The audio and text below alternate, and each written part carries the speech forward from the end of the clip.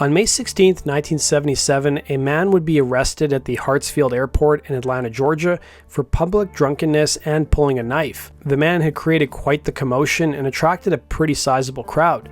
The police report would describe the man as having long blonde hair and having the name Robert Plant. Immediately following the arrest, the Associated Press newswire picked up on the story and published an article claiming the man was Led Zeppelin's frontman.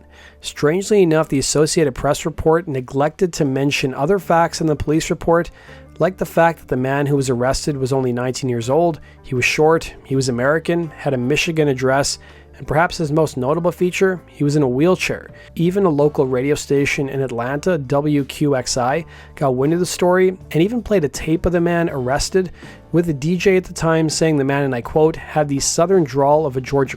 Soon enough, other publications, including ones across the pond, like the London Evening Standard, published the story. The Associated Press would end up having to issue an apology for running with the story, as did the London Evening Standard.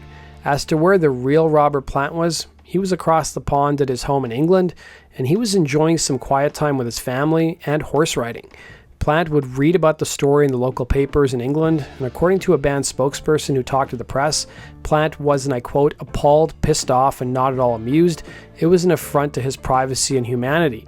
Despite the Associated Press issuing a retraction on the story, Plant's spokesperson would take a shot at the press, referring to the story as, and I quote, new levels of shoddy journalism by people not into what they're writing about. It's not maliciousness on the AP's part necessarily, but does reflect a lack of professional pride.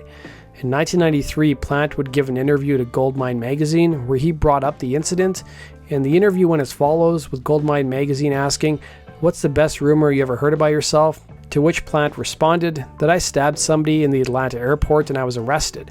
I read it in the local papers in England. That was a funny one. But the usual one is like I'm having a love affair with somebody from the Bengals or something like that. With the advent of social media, imposters have only become more commonplace online. Robert Plant would issue a statement on his social media channels in late 2020 stating, "We have been made aware of several accounts impersonating Robert Plant and subsequent scams.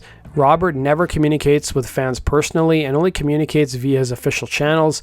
Please be alert and vigilant and stay safe." That does it for today's video, guys. Thanks for watching. Be sure to the like button and subscribe. If you guys have suggestions for future stories, use the request form in the description box below. Take care.